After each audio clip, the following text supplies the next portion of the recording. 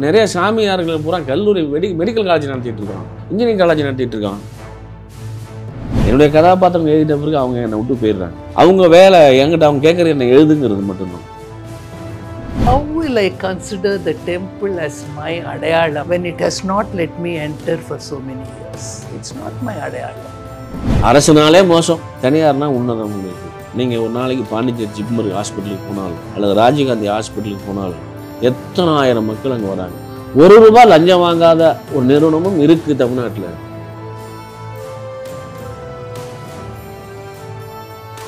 Thank you very much, Hindu and everyone, for inviting me and Mr. M.I.M. for this conversation.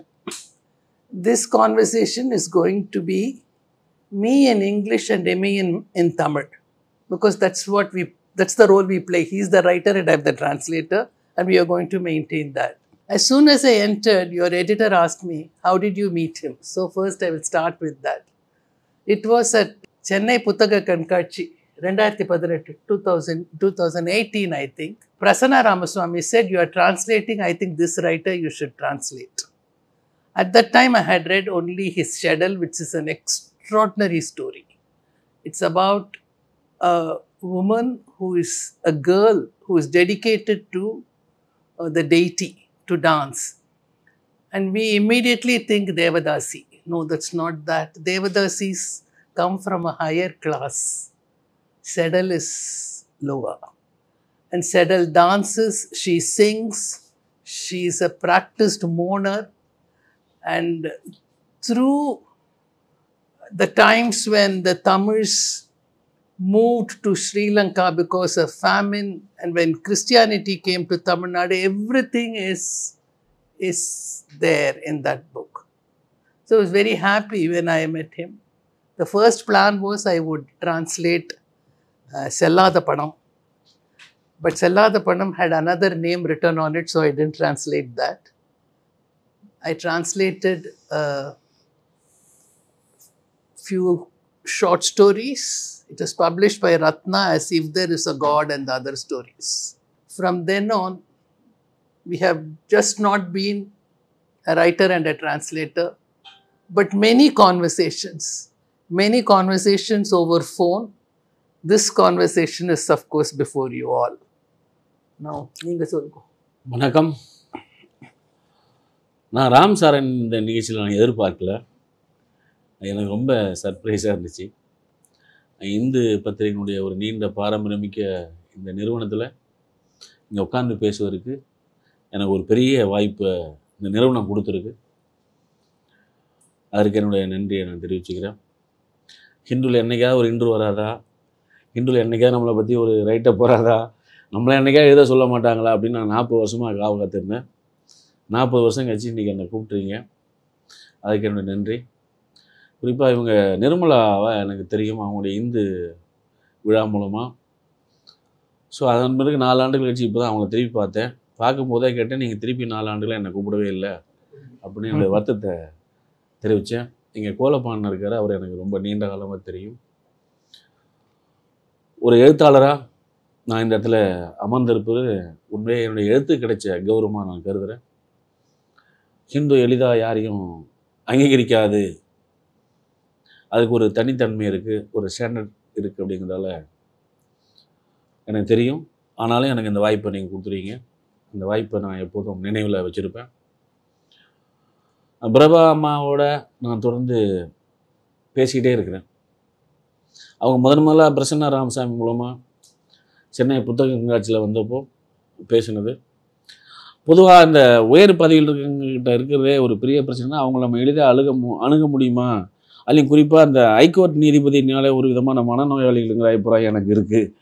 அவங்க யாரையும் எளிதாக அங்கீகரிக்க மாட்டாங்க, கொஞ்சம் தள்ளியே வச்சு பழகுவாங்க, டிஸ்டன்ஸ்லேயே வச்சு பேசுவாங்கிற ஒரு பொதுவாக இருக்குது. நான் கொஞ்சம் ஓப்பனாக பேசுகிறாலும் தப்பாக நினைக்கக்கூடாது. ஜட்ஜஸுக்கே அந்த ஒரு பண்பு இருக்குது. அது ஹைகோர்ட் ஜட்ஜஸ் இன்னும் கொஞ்சம் கூடுதலாக இருக்கும். சுப்ரீம் கோர்ட்டுக்கு இன்னும் எவ்வளோ இருக்கோ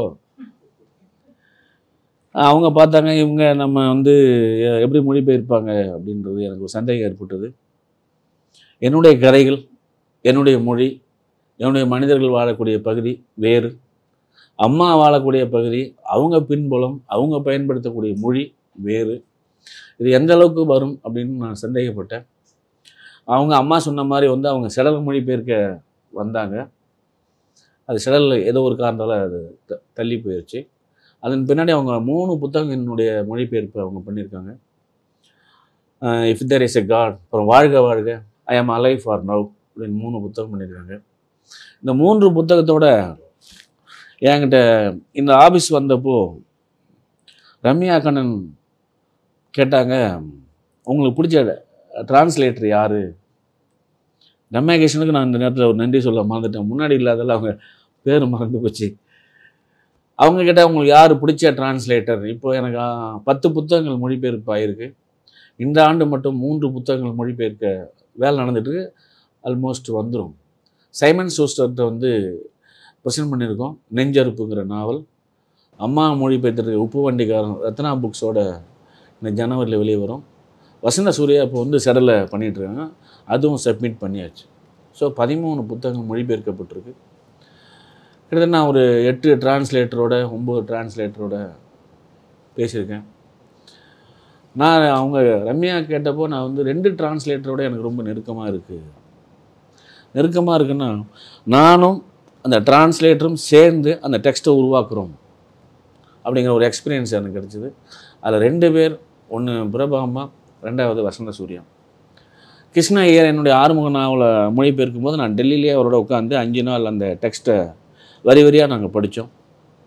அதன் பின்னாடி ஒரு எழுத்தாளரும் ஒரு மொழிபெயர்ப்பாளரும் சேர்ந்து ஒரு புதிய ஒரு படைப்பை உருவாக்குற ஒரு நிலை தான் அங்கே ஏற்பட்டது. என்னுடைய நாவல்களை மொழிபெயர்க்கிறது மட்டும் இல்லாமல், என்னுடைய சிறுகதைகளை மொழிபெயர்க்கிறது இல்லாமல், அவங்களுடைய சிறுகதைகளை மொழிபெயர்க்காத சில கதைகளை நான் அவங்களோட பேசியிருக்கிறேன். உதாரணமாக வந்து தண்டகாரண்யத்தில் செய்தேன்னு ஒரு கதை, அது அண்மையில் மொழிபெயர்க்கப்பட்டது. அந்த கதையை கிட்டத்தட்ட நானும் பிரபா அம்மாவும் தான் சேர்ந்து எழுதணும்னு சொன்னால் அதில் வந்து குற்றம் இல்லை அப்படின்னு நான் நினைக்கிறேன். ஏன்னா அந்த கதை வந்து சில விஷயங்கள் எனக்கு தெரியல. அவங்களுக்கு சான்ஸ்கிரிப்ட் தெரிஞ்சதால் அதெல்லாம் அவங்களுக்கு தெரிஞ்சிருக்கு. அதை நான் அவங்ககிட்ட கேட்டு நான் எழுதினேன். ஒரு எழுத்தாளனாக இருக்கலாம், மற்றவங்களோட எழுத்தாளனா தினம் படிக்க வேண்டியவனாக இருக்கிறான், தினம் கற்றுக்க வேண்டியவனாக இருக்கிறான், தினம் சமூகத்தை பார்க்க வேண்டியவனாக இருக்கிறான். அந்த விதத்தில் நான் வந்து தினம் கற்றுக்கிட்டு இருக்க ஒரு ஆளாக எங்களுடைய உரையாடலுங்கிறது 1 மணி நேரம் போகும். நாங்கள் எங்கேயோ ஒரு புள்ளியில் ஆரம்பித்து, இலக்கியத்தில் ஆரம்பித்து, பக்திக்கு போய், புராணம் போய், இதிகாசம் போய், நடைமுறை அரசியலுக்கு வந்து, பிரதமர் மோடி வரைக்கும் போய் திட்டி, இப்படி நாங்கள் சுற்றி வருவோம்.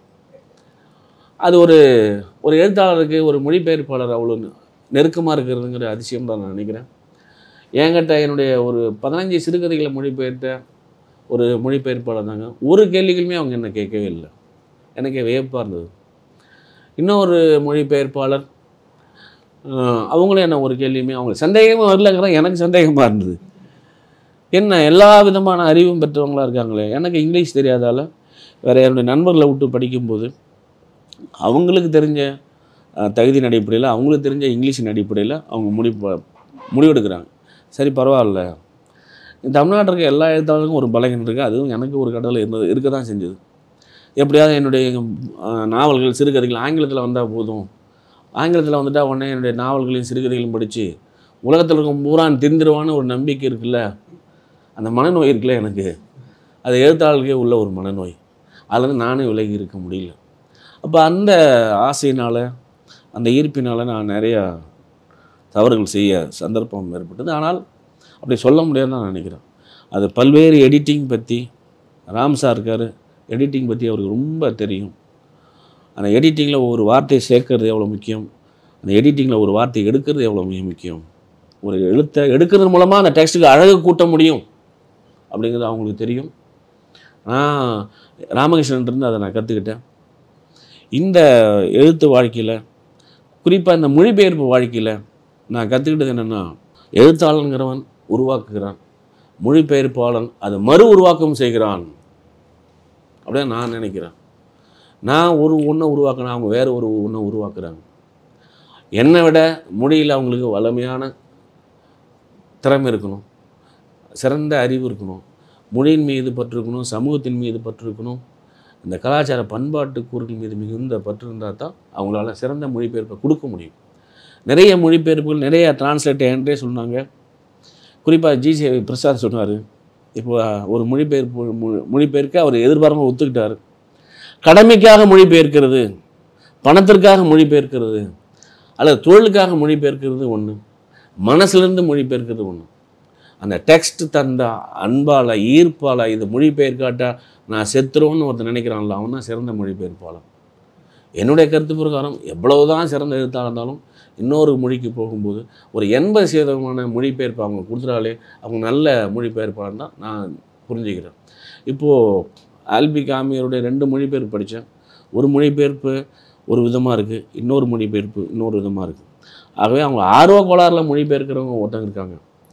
இந்த டெக்ஸ்ட் இந்த சொசைட்டிக்கு மிக முக்கியம், நான் மொழிபெயர்த்து தான் தீர்வுன்னு நினைக்கிறது ஒரு ரகம். அந்த ரகத்தில் அம்மா இருக்காங்க. அவங்களோட நட்பு எனக்கு ரொம்ப உதவியாக இருக்குது. நான் நிறைய கதைகளை அவங்களோட பேசுகிறோம். இது ஒரு நானே சொல்லியிருக்கேன், உங்கள் வாழ்க்கையில் எத்தனையோ எழுத்தாளர்களோட நீங்கள் பழகிக்கலாம், எத்தனையோ எழுத்தாளர் நீங்கள் மொழிபெயர்த்துக்கலாம். ஆனால் என்னோட பேசும்போது நான் உங்ககிட்ட கற்றுக்கிறேன், என்னோட பேசும்போது நீங்கள் கற்றுக்கிறீங்க. நிறைய வாக்கியங்கள் நாங்கள் பேசிகிட்டே தான் இருக்கோம். அதன் மூலமாக நான் வந்து நிறைய பலன் அடைஞ்சிருக்கேன். அவங்க என்னை மொழிபெயர்த்து வெளி உலகத்துக்கு கொண்டு போகிறது அவங்களுடைய கடமையாக இருக்கலாம். ஆனால் அவங்க மூலமாக சில விஷயங்களை கற்றுக்கிறேன். இந்த வாய்ப்பு அம்மா ஏற்படுத்தினாங்க. அவங்க எனக்கு தெரிஞ்சு என்னோட தொடர்ந்த மொழிபெயர்ப்பில் வந்து அவங்க தான் முதலிடத்தில் இருக்காங்க. இப்போ ஜிஜே பிரசாத் 2ஆம் இடத்துல இருக்கார். ஸோ 4 புத்தகங்களை மொழிபெயர்த்த பிரபா அம்மா. நான் அவங்ககிட்ட சில கேள்வி கேட்கணும் எல்லோரும் முன்னாடியும். நாங்கள் ரகசியமாக பேசுறது முக்கியம் இல்லை. என்னுடைய if there is a god மொழிபெயர்க்கும்போது உங்களுடைய மனசு என்ன, அல்லது வாழ்க வாழ்க மொழிபெயர்க்கும்போது நீங்கள் என்ன நினச்சிங்க, அல்லது வந்து ஐ ஆம் அலைவ் ஃபார் நவ். இப்போ உப்பு வண்டிகார் 4 நாவல் வேறு எழுத்தாளர்கள் நீங்கள் மொழிபெயர்க்கிறதுக்கும் என்னுடைய எழுத்தை மொழிபெயர்க்கிறதுக்கும் நீங்கள் எதிர்கொள்கிற நெருக்கடிகள் என்ன, சவால்கள் என்ன, இல்லை என் கூட பேசுறதால அல்ல என்னுடைய எழுத்து ஒரு விதமாக 4 புத்தகங்கள் நீங்கள் படித்ததால், அது மட்டும் இல்லை என்னுடைய 18 புத்தகங்களையும் படித்த ஆள் இவங்க தான். இப்போ 18 புத்தகங்களையும் படிக்கும்போது இந்த 4 புத்தகத்தை மொழிபெயர்க்கும்போது உங்கள் மனசுக்குள்ளார ஒரு வேதியியல் மாற்றம் நிச்சயம் நடந்திருக்கணும். வேற ஒரு எழுத்தை மொழிபெயர்க்கும் போதும் என்னுடைய எழுத்தை மொழிபெயர்க்கும் போதும் உங்கள் மனசில் ஏற்படக்கூடிய சந்தோஷம் என்ன, இது இலக்கிய மொழிபெயர்ப்புங்கிறது சந்தோஷம் சம்பந்தப்பட்டது நான் நினைக்கிறேன். உங்களுடைய சந்தோஷத்தை நீங்கள் சொல்லணும்னு வேண்டிக்கிறேன். How do I translate his words is something that I will answer first. See, there are some writers who use what is called in Tamil Vattara Valakku. That is very difficult because you can't bring that lingo into, like, suppose you translate Cockney into Tamil. It's difficult. But Imayam does not write a Vattara Valakku. But his Tamil is unique. So I have to make my English sound different from my Chudamani English. And I try. How much I succeed is for some of the persons who have read both should answer. Then in our conversations, I've learned, as he said, a lot. Once he asked me, ஏமா நீங்கள் பிறந்ததுலேருந்து சங்கீதம் பாட்டு எல்லாம் கேட்டிருக்கீங்க இல்லை? I said yes. நான் 21 வயதில் தான் நான் கேட்டேன். I said sorry. நீங்கள் எதுக்குமா சாரி கேட்குறீங்க அப்படின்னு. I said it's a kind of an injustice, it's an imbalance. I am not responsible for it maybe, but I am part of the society which did that to so many children who got introduced to music very late. Whereas I grew up with it, I didn't even think that it was something new. Oh, iva pata, avanga pata, ella, it's okay. But for Imayam, it was something that he learned. And then another question he asked me, which again I apologize to him. We talk about various things, including stamps, and then the stamp which carries the temple. I think at that time, Ponniyin Selvan was released and somehow we were talking about the temple. And then he said, how will I consider the temple as my Adayalam when it has not let me enter for so many years? It's not my Adayalam. And we just prance into the temple, do what is called Pradakshinam and come out without thinking that we are entitled. We are really entitled. And how do I understand? That's what I have understood from his stories. There is one particular story which I have not translated. Someone else has a Savu story. Yaru panninanga? Vasantha alla? Therilla. Savu story. In Savu story, this woman, he very rarely describes people. You have to figure it out yourself. But this woman is described. She really looks like a crazed woman. She comes to that school. She's looking for her daughter. She doesn't know where her daughter is. Her daughter has married a man who comes from a lower caste. And her husband and 3 sons are out to kill them. They have escaped. She knows that her daughter teaches somewhere, but she doesn't even know which school. So she goes to school after school. And the wonderful thing is, she has in her clutch her daughter's TC and all the other certificates. She knows if she is able to give it to her daughter will be safe. That woman doesn't know education. She's not literate, but she knows this will empower her daughter. And she somehow wants to see her daughter before the men in her family lay their hands on her. These are things that I won't know, right? Having been born where I was born, and I am learning. That he has taught me several things. In Varga Varga, there is one story, and we talked a lot during that. It's called Tirunirisami. In Tirunirisami, there is, I won't tell you the entire story, but there's an argument between one husband and wife. The man comes from Madurai, Annamala. He comes from Madurai. He goes to Delhi to study and he marries one Punjabi girl. And for 3 years they are in Delhi. Then the first year one child is born, and now after 2 years another child is born. And he wants to take the child to his village, Kuladevam, to do motta.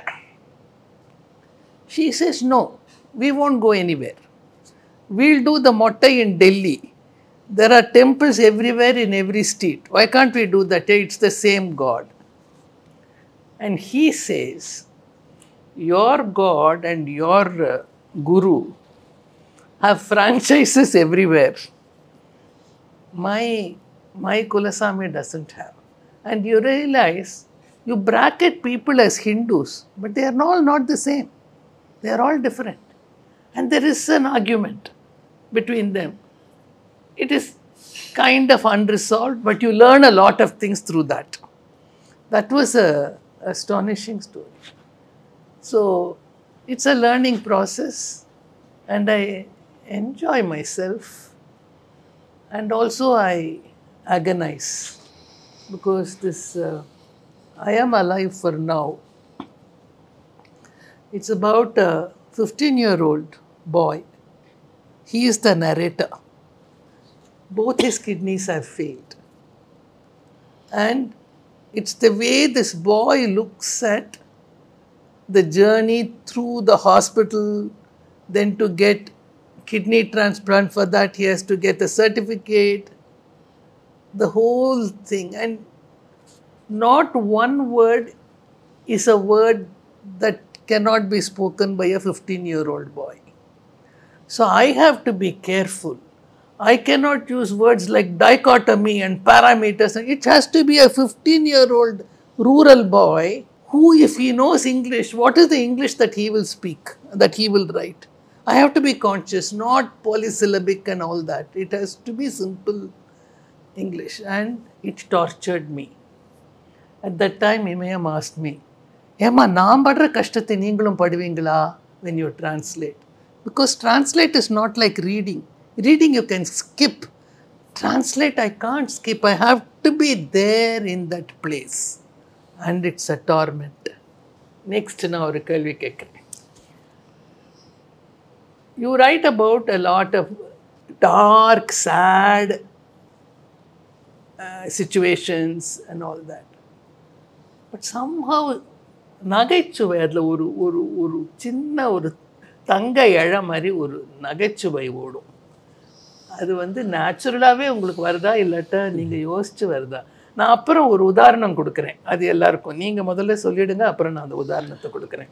நகைச்சுவையாக எழுதணுமா துயரமாக எழுதணுமாங்கிறத நான் முடிவு பண்ணுறதில்ல, அந்த character முடிவு பண்ணுது, அல்லது அந்த கதாபாத்திரம் வாழக்கூடிய சூழல் அதை முடிவு பண்ணுது, அந்த கதாபாத்திரத்தோடு இருக்கக்கூடிய மனிதர்கள் அதை முடிவு பண்ணுறாங்க.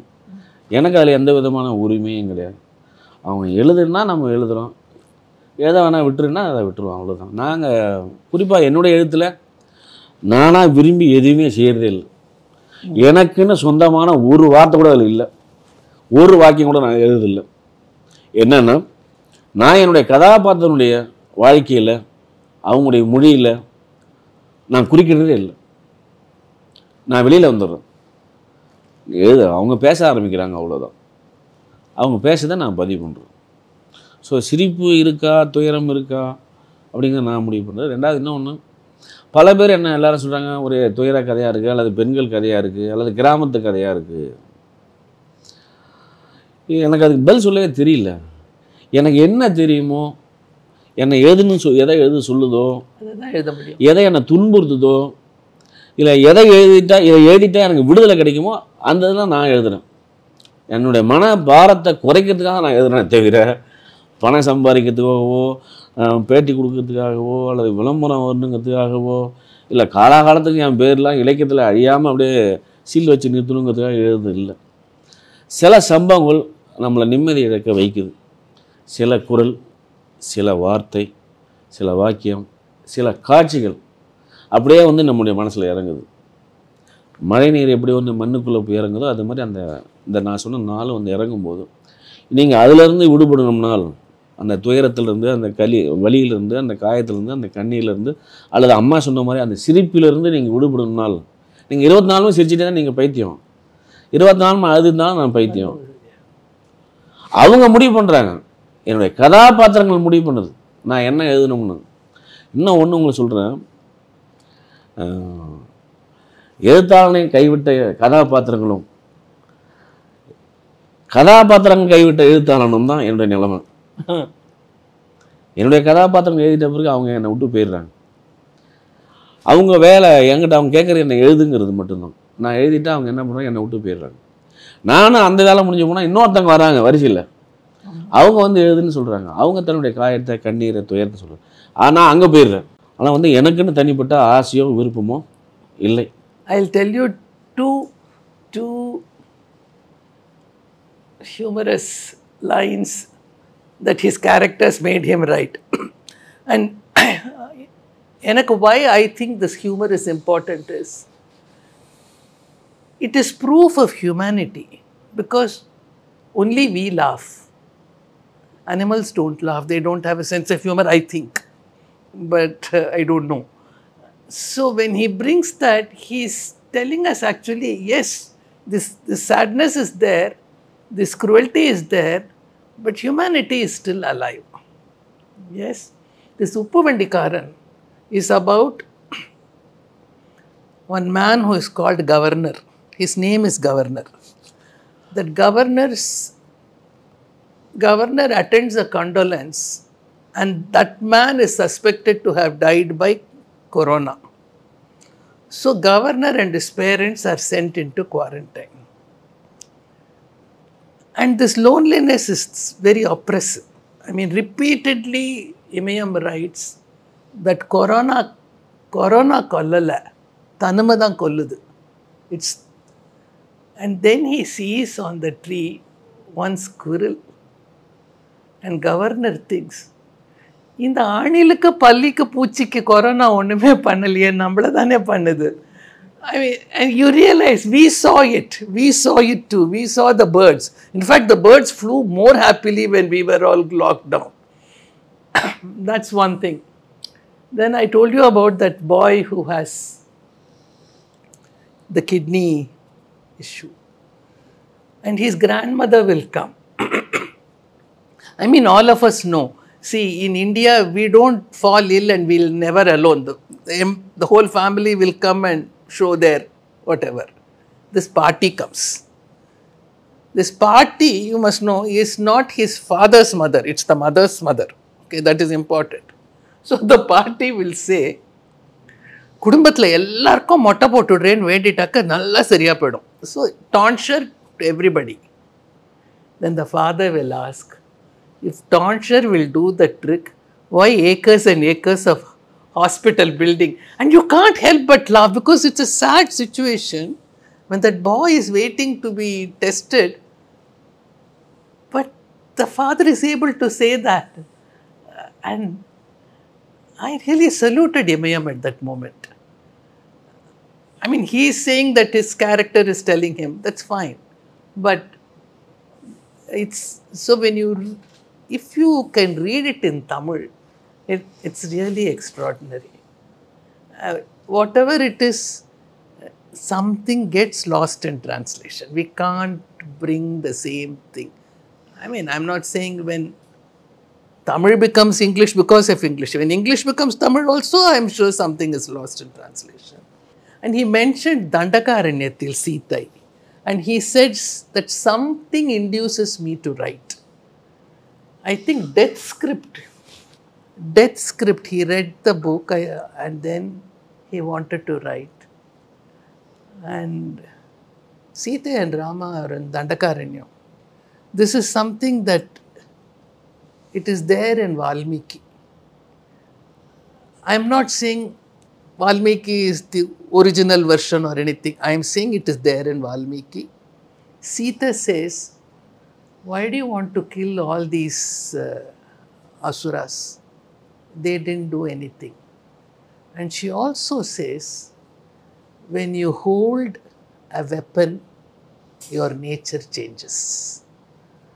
And he's brought that so beautifully in that story. The violence that invests into a human being's heart once they hold weapon. It's relevant today. Today we are seeing that all around us. It's a remarkable story. It's not translated yet. It's a great story. Dandakaranyathil Sitai. And she'll tell him, don't do it. Even in Valmiki, Rama does not listen to her. And in the end, you'll hear Kaatterumai, wild bull.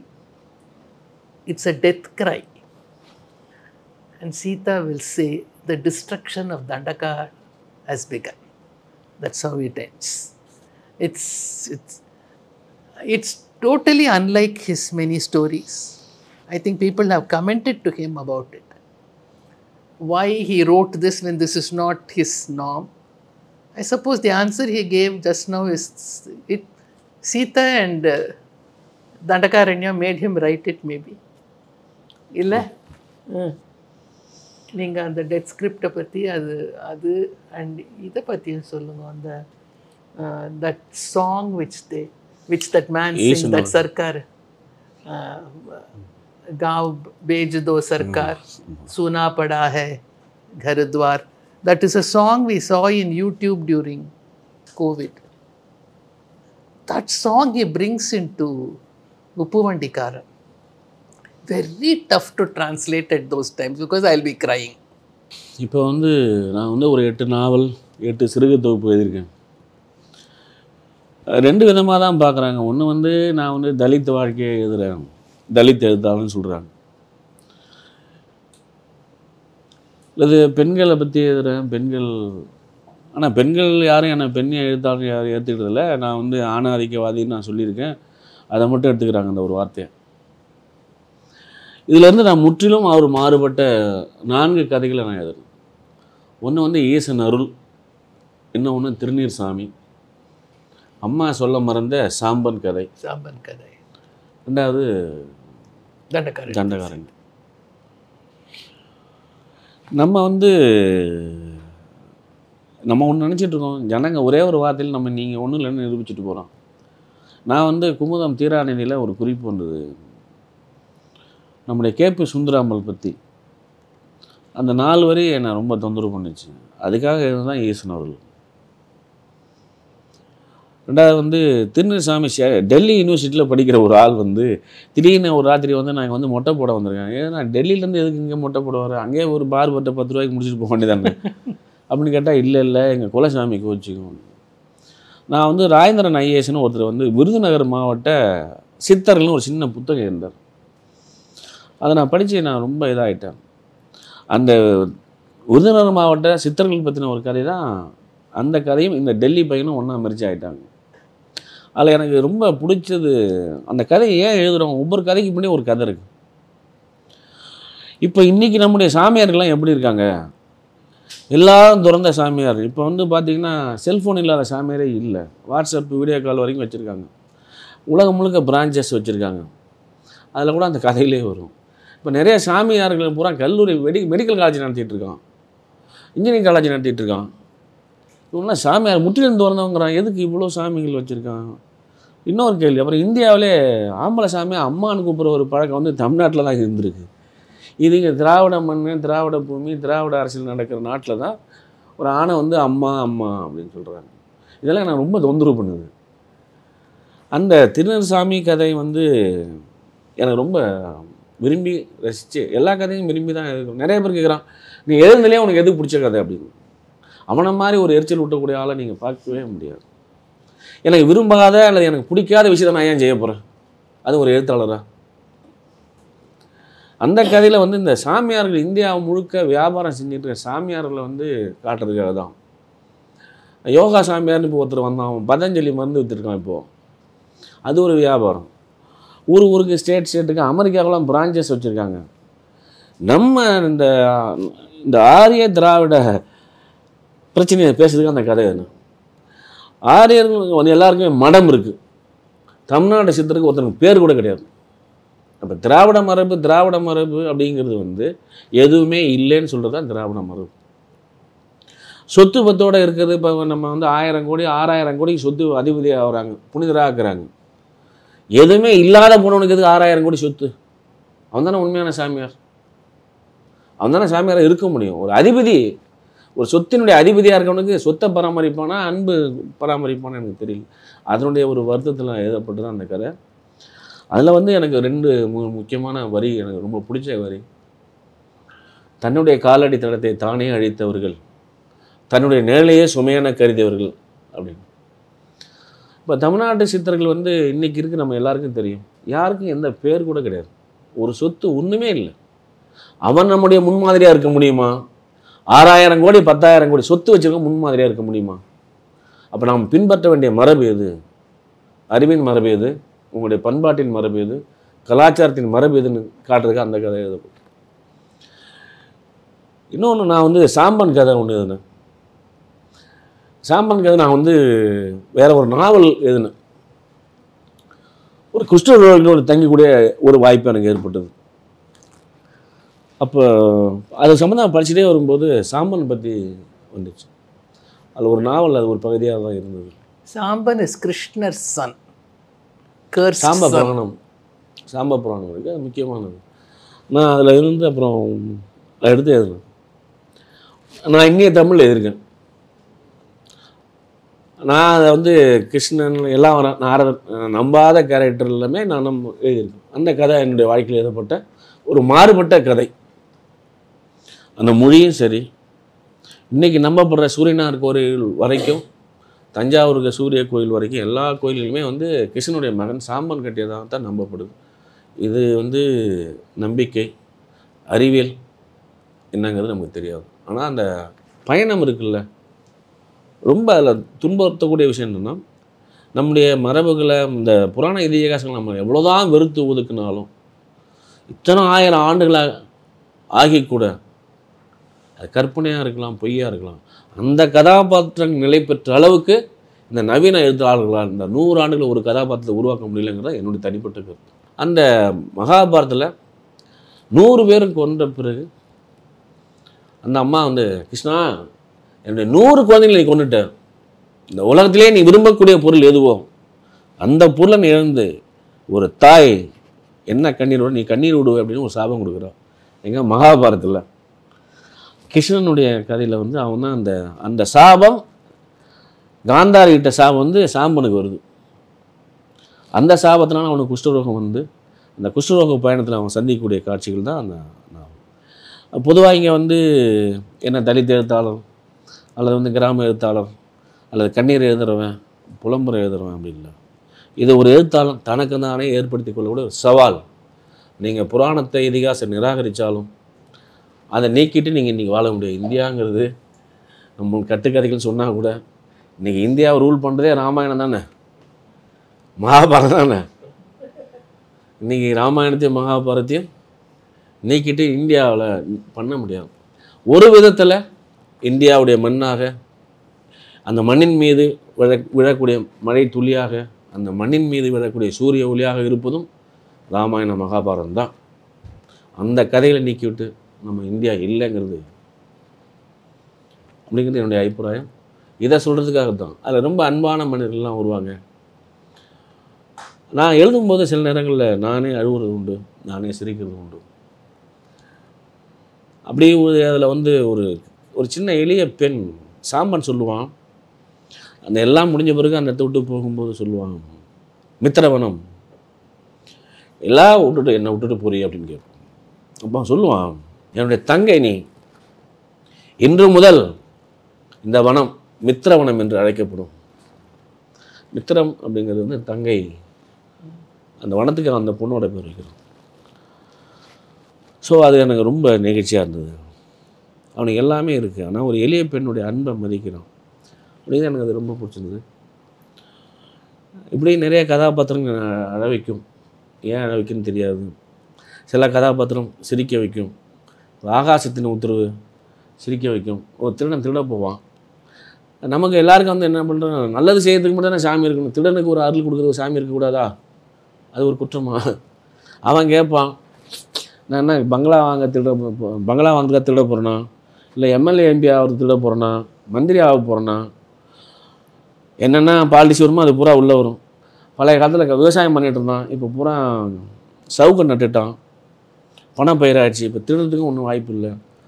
நான் என்ன சோத்துக்கு திருட போகிறேன், அது ஒரு குற்றமானு ஒருத்தன் கேட்போம். ஒரு திருடனுக்கு ஒரு நியாயம் இருக்குல்ல, அதுக்கும் சாமி இருக்குது. நம்முடைய சாமிகள் எதுக்கு தான் இருக்குன்னு அளவு இல்லை, திருடலுக்கும் ஒரு சாமி இருக்குங்கிறது. அது ரொம்ப என்டர்டைன்மெண்ட், நல்ல சந்தோஷமாக சிரிக்கக்கூடிய ஒரு கதை. சிரிக்கக்கூடிய கதைகளா அழக்கூடிய கதைகளான்னு தெரில. இப்போ ஐ ஆம் அலைவ் ஃபார் நவ். அம்மா சொன்னாங்க, ஏன் ஒரு கதை வரும்? அரசாங்கத்தினுடைய வேலை என்ன? கல்வி, சுகாதாரம், அடிப்படை வசதி தர வேண்டியது. இன்றைக்கி சென்னையில் பெரும் நிறுவனங்களாக மருத்துவமனைகள் மாறி இருக்கு. இந்த மருத்துவமனை கட்டடத்துக்குள்ளே நீங்கள் போய் எங்கே டோக்கன் வாங்கணும், எங்கே பணம் கட்டணும், எந்த கியூவில் நிற்கணும் கற்றுக்கிறதுக்கே ஒரு நாள் ஆகும். எல்லா இடத்துலையும் கியூ இருக்குது. நகை கடையில் கியூ இருக்குது, இட்லி கடையில் கியூ இருக்குது, துணி கடையில் கியூ இருக்குது, பணம் வெளியில் வர்றதுக்கு அங்கே பணம் வாங்குறதுக்கும் கியூவில் இருக்குது. புரியல எனக்கு. அதில் ஒரு கேரக்டர், ஒரு சின்ன குழந்தை இருக்கும், ஒரு பிறந்த ஒரு 6 மாதம் ஆன குழந்தைக்கு ஏதோ கட்டு தலையாடும். அந்த அம்மா சொல்லும், கொஞ்சம் பொறுத்துக்கம்மா. அந்த குழந்தைக்கு அது புரியாது, ஆனால் அழுதுகிட்டே இருக்கும். எனக்கு அந்த கொஞ்சம் பொறுத்துக்கம்மாங்கிற சொல் என்னை தூங்கவே இல்லை. ரெண்டாவது, இந்த மருத்துவமனைகள் நம்மளை அலகழிக்கிறது, குறிப்பாக நீதித்துறை அலகழிக்கிறது இருக்கு இல்லையா. நீதித்துறை மக்களை ரொம்ப கடுமையாக தண்டிக்கும். கிட்னி திருட்டு நடக்கிறதுங்கிற ஒரு உண்மை தான், அதை தடுத்தாங்க. அது என்னன்னா, அந்தந்த தாலுக்கா ஆஃபீஸுக்குள்ளேயே வந்து நீங்கள் வாங்கணும் அப்படின்னு ஒரு ரூல். பொதுவாக எந்த பேஷண்ட்டு எங்கே ஐடி பொறுப்பு கொடுத்தா அந்த ஜட்ஜி ஒரு கேள்வி கேட்பார், அம்மா மன்னிக்கணும், ரேஷன் கார்டு என்னுடைய பையன் என் முன்னாடி இப்போ தான் இவனுக்கு கொடுக்குது, அவனுடைய ஓட்டர் ஐடி அப்பா அம்மான்னு இது கொடுக்குது, அந்த ரேஷன் கார்டு என்னென்ன அரசு ஆவணங்கள் எல்லாமே சொல்லுதோ அத்தனையும் என்னுடைய பையன் என் பொண்டாட்டிக்கு 2 பேருக்கும் பிறந்த பையன்னு சொல்லுது. ஜட்ஜி என்ன சொல்கிறாரு, நீங்கள் எப்படி சர்டிஃபிகேட் ப்ரொடியூஸ் பண்ணணும்னு தெரியும், ஸ்டேஷனில் வந்து ரிப்போர்ட் பண்ண சொல்லுங்க பாரு. இப்போ இந்த அரசு ஆவணங்கள் எல்லாம் போய் ஒரு காவல் நிலைய அதிகாரி கொடுக்கக்கூடிய ஆவணம் தான் மெய்யா? நீங்கள் இந்த மாதிரி பேஷண்ட்டை போகிறத எல்லா நீதிமன்றங்களும் மணிக்கணக்கில் காக்க வச்சு கொள்கிறாங்க. இது நான் பொய் சொல்லலை, எல்லா நீதிமன்றங்களும் தமிழ்நாடு முழுவதும் இருக்குது. ஒரு கருணை இல்லை, நீதிபதிகளுக்கே கருணை இல்லை. திருடனுக்கு எங்கேருந்து வந்துடும்? உலகாரனுக்கு என்ன? அவன் பேஷண்ட்னு உனக்கு தெரியும், அவன் மூஞ்ச பார்த்தாலே தெரியும் இவன் பேஷண்ட். ஒரு போலீஸ்காரனுக்கு தெரியும் அவன் நிற்கிற விதத்திலே இவன் திருடனா நல்லவனா குற்றவாளியானு. அதை கண்டுபிடிக்க உங்களுக்கு கண் இல்லையா? இந்த இத்தனை ஆவணங்கள் கொடுத்தும் அவங்கள அலக்கழிக்கிறீங்க. ஆனால் அதே ஒரு புரோக்கர் 25,000 வாங்கிட்டு போய் கொடுத்தா எப்படி கைது போட்டு வெளியே வருது? தமிழ்நாட்டில் இருக்க அனைத்து நீதிமன்றங்களையும் நடக்குது. அது எல்லா நீதிமன்றம் சொல்ல மாட்டேன். அதை ஒரு ஹாஸ்பிட்டல் நிறுவனம் எப்படி இருக்குது? அதே மாதிரி நம்முடைய பொதுமக்களுடைய புத்தியில் அரசு பள்ளினா மோசம், அரசு கல்லூரினா மோசம், அரசு ஹாஸ்பிட்டல்னா மோசம், அரசுனாலே மோசம், தனியார்னா உன்னதம் அப்படின்னு சொல்கிறோம். நீங்கள் ஒரு நாளைக்கு பாண்டிச்சேரி ஜிப்மர் ஹாஸ்பிட்டலுக்கு போனாலும் அல்லது ராஜீவ்காந்தி ஹாஸ்பிட்டலுக்கு போனாலும் எத்தனை ஆயிரம் மக்கள் அங்கே வராங்க, எத்தனை ஆயிரம் மக்கள் அங்கே வராங்க. ₹1 லஞ்சம் வாங்காத ஒரு நிறுவனமும் இருக்குது தமிழ்நாட்டில். நீங்கள் பாண்டிச்சேரி மருத்துவமனையில் ஜிப்மரில் ₹1 நீங்கள் செலவு பண்ண வேண்டிய அவசியம் இல்லை, கொஞ்சம் காலதாமதம் ஆகுங்கிறத தவிர. ஆக நம்ம மோசமான விஷயங்களை பேசுகிறோம். நீங்கள் என்னைக்காவது வாழ்க்கையில் பேர்னிங் வார்டு போங்க, அந்த நாவல் எழுதப்பட்டது. ஏன் நம்மளுடைய பெண்கள் வந்து தீக்குளிக்கிறாங்க? போன மாதம் வரைக்கும் இந்த பையன்லாம் செத்துருன்னு சொன்ன பொண்ணும், போன மாதம் வரைக்கும் இந்த பொண்ணுலாம் செத்துருன்னு சொன்ன பையனும் 2 மாதம் கழிச்சு நீ செத்தா தேவலாம், என் தலையில்தான் உன்கிட்ட மாட்டிக்கிட்டேன் அப்படின்னு ஒரு சண்டை ஆகி அவங்க எப்படி தீக்குளிக்கிறாங்க. ஒரு பெண் தீக்குளிக்கிறது அல்லது தீக்குளிக்க வைக்கிறது நம்ம இந்தியாவில் மட்டும் எப்படி நடக்குது? குறிப்பாக தமிழ்நாட்டில் மட்டும் எப்படி நடக்குது? அப்போ தீக்குளிக்கிறவங்க வாக்குமூலம் என்ன கொடுக்குறாங்க? அந்த தீக்குளித்த குடும்பம் என்ன ஆகுது? அப்போ நம்முடைய கல்வி தீக்குளிக்க தான் கற்றுக் கொடுக்குதா? இதில் ரொம்ப கிராமத்து பெண்கள் தான் தீக்குளிக்கிறாங்க, படித்த பெண்கள் தீக்குளிக்கலை அப்படின்லாம் சொல்ல முடியாது. எல்லோரும் செத்து போகிறாங்க. என்னைக்கா வாழ்நாளில் எல்லா ஹாஸ்பிட்டலையும் இப்போ இருக்குது. பிரசவமாக வார்டு மாதிரியே தீக்குளிப்பு வார்டும் இருக்குது. இப்போ தமிழ்நாட்டில் வந்து நம்ம ரொம்ப சிவிலைஸ்டு பீப்புள், ரொம்ப கல்ச்சர் சொசைட்டி அப்படின்னு சொல்ல முடியுமா? படித்த சமூகமாக இந்தியாவிலே உயர்கல்வியில் நம்ம தான் இத்தனை % உயர்ந்திருக்கிறோம், பள்ளிக்கல்வியில் இத்தனை % உயர்ந்திருக்கிறோம், சாலை வசதி மருத்துவம் எல்லாம் இருக்குன்னு சொல்கிறோம். இங்கே தீக்குளிக்கிற பெண்களுடைய எண்ணிக்கை அதிகமாக தானே இருக்குது. அப்போ ஏன் இந்த படித்த பெண்களும் தீக்குளிக்கிறாங்க அப்படின்னு நம்முடைய கல்வி சிஸ்டம் தோற்று போன எடுத்து அது காட்டுது நான் நினைக்கிறேன். ஒரு பெண்ணுக்கு சுயமாக முடிவெடுக்கிற கல்வி அவங்க வாழ்கிறதுக்கான அறிவை கற்றுக் கொடுக்கல அப்படின்னு அது வந்து ரொம்ப அதில் ஒரு நிறைய காட்சிகள் வரும். நிறைய பேர் சொல்கிறோம், நிறைய பேர் நானும் கூட சட்டம் போடணும்னு நினைக்கிறேன். நிறைய பேர் செத்து சில பேர் அந்த நாட்டை சீரழிச்சிட்டு போவான்னு தெரியுமா? செத்து போன பிறகும் பல பேர் பிறந்தனால தமிழ்நாட்டில் கலவரம் ஆளாக இருக்குது. அன்றைக்கி ஆயிரக்கணக்கான போலீஸ் பந்தோபஸ்து நிற்க வேண்டியிருக்கு. அவங்களாம் சமூக தலைவராக அப்படிங்கிறது எனக்கு ஒரு கேள்வி இருக்குது. ஒருத்தர் செத்து போய் 50 ஆண்டுகள் 100 ஆண்டுகள் ஆகுது, அவன் பேரை சொன்னாலே கலவரம் ஆகுது. அதாவது பூஜை குரு பூஜைன்னு போட்டு தென் தமிழ்நாடு பூரா கலவர பூமி ஆகுது. இவங்க சமூக தலைவராங்கிறது எனக்கு ஒரு சந்தேகமாக இருக்குது. நான் ஏதாவது அரசியல் பேசுகிறேன் தப்பாக நினைக்காதீங்க.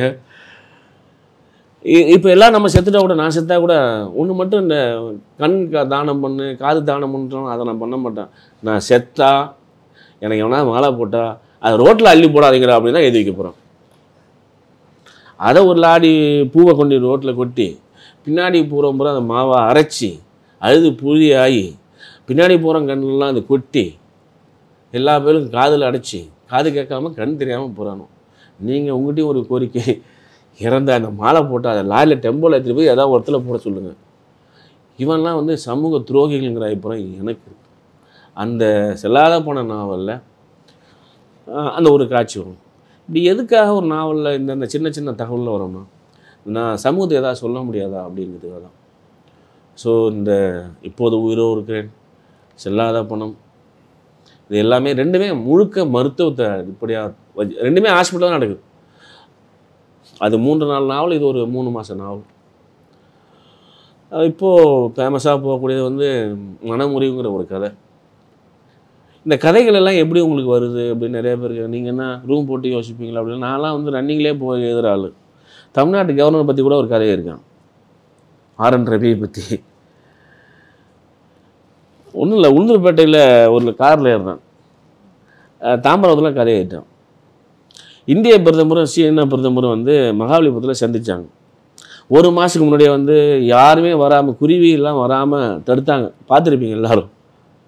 ஆனால் திடீர்னு 2 பேரும் பேசினீங்க, ஒரு நாய் குறுக்க ஓடி போச்சு, பார்த்துருப்பீங்க. ஹிந்துவில் ரிப்போர்ட் ஆகிருக்குன்னு நான் நினைக்கிறேன், ரிப்போர்ட் ஆகிருக்குன்னு நினச்சாங்க. அந்த கதை எதுக்காக அந்த நாய் எங்கே விடுறேன்னா, உங்களுடைய அதிகாரம் மனிதர்களுக்கு மட்டும்தான், நாய்க்கு இல்லை. நாய்க்கு முதலமைச்சர் வேண்டாம், நாய்க்கு பிரதமர் வேண்டாம், நாய்க்கு கவர்னர் வேண்டாம், இல்லையா? இதுதான் அந்த கதை. ஐயோ, இந்த அதிகாரம்ங்கிறது மனிதர்களை வந்து எவ்வளோ கொடுமை பண்ணுது. அது கதைக்கு பிறகு எஸ்ஆர் தான். எதை எடுத்தாலும் நீங்கள் எஸ்ஆர் தான் சொல்லணும், இல்லைன்னா இங்கிலீஷில் நோட்டன்னு போடுவாங்க. இந்த எஸ்ஆருக்கு பின்னாடி இருக்கக்கூடிய வழி என்ன, அவங்க அதிகாரம் எப்படி பண்ணுவாங்க அப்படிங்கிறது. இப்போ நம்ம கவர்னரே போகிறாரு, போகும்போது போலீஸ்லாம் போடுறாங்க. இப்போ திடீர்னு ஒரு பன்றி குறுக்கிட்டால், ஒரு நாய் குறுக்கிட்டால், ஒரு பூனை குறுக்கிட்டால் அவங்க என்ன செய்வாங்க? இப்போ கவர்னர் வரன்றா சொல்ல முடியாதுல்ல. அப்போ நம்ம கவர்னர் என்ன பண்ணுறாரு, நாயை பிடிக்க வலையை போடு, குரங்கெல்லாம் பிடிச்சி வெளியே போடு அப்படின்னு ஒரு உத்தரவு போடுறாரு. கடைசியாக அவர் நாயை வளர்க்குறதுக்கு ஒரு கான்செப்ட்லாம் அனுப்புவார்.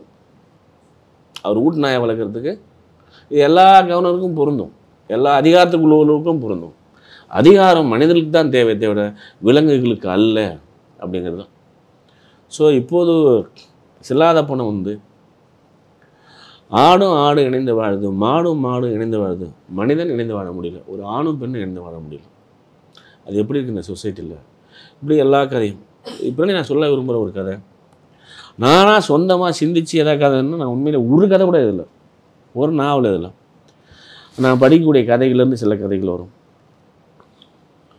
நான் கேட்கக்கூடிய வார்த்தைகள்லேருந்து சில வார்த்தைகள் வரும். இப்போ உங்களுக்கு எல்லாமே செல்ஃபோன், இப்போ சென்னையில் எல்லாருமே செல்ஃபோன் இல்லாமல் உயிரோடு இருக்க முடியாது. நம்மளே ஒரு 2 மணி நேரம் பிடிக்கிட்டா நமக்கு பைத்தியம் முடிச்சாமல் மாடி இருந்து குடிச்சு செத்துருவான். இப்போ கொரோனா பீரியடில் பைத்தியம் முடிஞ்ச மாதிரி தான். காதில் விழுந்த கதைகள், நமக்கு இங்கே இருக்க யாருக்காவது ரகசியம் இருக்குது அப்படின்னு நினச்சா நான் இல்லைன்னு தான் சொல்லுவேன். அந்தரங்கம் இருக்குது அப்படின்னு சொன்னால் நான் இல்லைன்னு சொல்லுவேன். ஒரு காலத்தில் ஒரு புள்ள போச்சுன்னா அந்த புள்ளை எப்படி முறைக்கு பார்த்தீங்கன்னா, இவன் என்னை திரும்பி முறைச்சி பார்த்துட்டே இருக்கான்னு சொல்லி அது போய் அப்பா அம்மாட்ட சொல்லி போலீஸ் ஸ்டேஷனில் கம்ப்ளைண்ட் கொடுத்துருவான். இன்றைக்கி எல்லாம் ஒரு புள்ள என்ன பண்ணுது, ஒரு நாளைக்கு 100 ஃபோட்டோ போடுது, ஃபேஸ்புக்கில் வாட்ஸ்அப்பில் போடுது, அதுக்கு லைக் போடுறான், கமெண்ட்டு போடுறான். ஐயா ஒரு பையன் அதில் போடுறான், உன்னை பார்த்துக்கிட்டே இருக்கணும் போல இருக்குங்கிறான், அதுக்கு அந்த புள்ள நன்றின்னு போடுது. நம்ம கலாச்சார மாற்றங்கிறது வேறு, கலாச்சார அதிர்ச்சிங்கிறது. இப்போ நம்ம கலாச்சாரம் மாற்றம் 70களில் ஒரு பொண்ணை முறைச்சி பார்த்தா ஸ்டேஷனுக்கு கை கட்டி நின்று இனிமேல் பார்க்க மாட்டேன்னு முட்டி போட்டு அடிச்சு தோர்த்தது ஒரு காலம், என்னை பாருன்னு சொல்லி வீடியோ போட்டது ஒரு காலம். இப்போ இட்லி சுட்டோன்னா தோசை சுட்டோன்னா அதுக்கு என்ன சட்டி சாம்பார் போட்டால் எல்லாமே ஓப்பன் தான், அந்தரங்க வாழ்க்கைன்னு ஒன்றுமே இல்லை. இதை பற்றி நம்ம நவீன எழுத்தாளர் ரொம்ப கவலைப்படுறதும் கிடையாது. இவனும் ஏதோ ஒரு 1940-50 உட்காந்துக்கிட்டு அங்கே கிராமங்களில் ஏதோ புனிதமாக இருந்தது, எல்லாம் அங்கே அற்புதமாக இருந்தது, நேற்ற வாக்கிய மாதிரி இன்றைக்கு இல்லை, எல்லாமே சீர்கட்டமான மாதிரி ஒன்று சொல்கிறான். இது உண்மை இல்லை.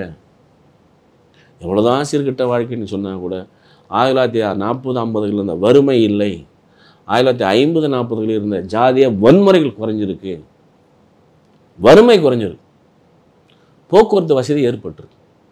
மிக முக்கியமானது வந்து வறுமை ஒழிக்கப்பட்டிருக்கு. நீங்கள் தமிழ்நாட்டில் பட்னிசாவே கிடையாது. ஜாதிய வன்கொடுமைகள் குறைஞ்சிருக்கு, இருக்குன்னு நம்ம இருக்குது இல்லைன்னு சொல்ல இருக்குது. ஆனால் பழைய காலத்து அளவுக்கு இன்றைக்கி இல்லை. ஒரு டீ கிளாஸில் டீ குடிக்கிற பிரச்சனையோ, செருப்பு போட்டு போகிற பிரச்சனையோ, அதெல்லாம் இப்போ குறைஞ்சி எவ்வளோ மாற்றங்கள் நம்ம நடந்திருக்கு. ஆனாலும் நாம் வந்து அந்தரங்கற்ற மனிதர்களாக மாறிட்டோம். அதேமாதிரி பெயர்களில் தொலைத்த மனிதர்களாகவும் நம்ம மாறிட்டோம். பழைய காலத்தில் நமக்கு ஏதாவது ஒரு பேர் வச்சு அது ஒரு அர்த்தம் இருக்கும். இப்போ 2000-2005 ஒருத்தன் பேர் வைக்கிறான்னு வச்சுங்களேன், அவன் சொல்கிறான் நானாக கண்டுபிடிச்சேங்கிறான். இந்த மாதிரி வினோதமான ஒரு சமூக வாழ்க்கைக்குள்ள தான் இந்த எழுத்தாளர்கள் வந்து நடைமுறை வாழ்க்கையில் இல்லை. எதுக்காக சொல்லுங்க, காதில் விழுந்த கதைகள். அந்த ஒரு நாள் நீங்கள் பஸ் ஸ்டாண்டில் நின்னீங்கன்னா தெரியும். அந்த பஸ் ஸ்டாண்ட் நிற்கிற எல்லாருமே ஃபோன் பேசுவாங்க. எனக்கு அது ரொம்ப ஆச்சரியமாக இருந்தது.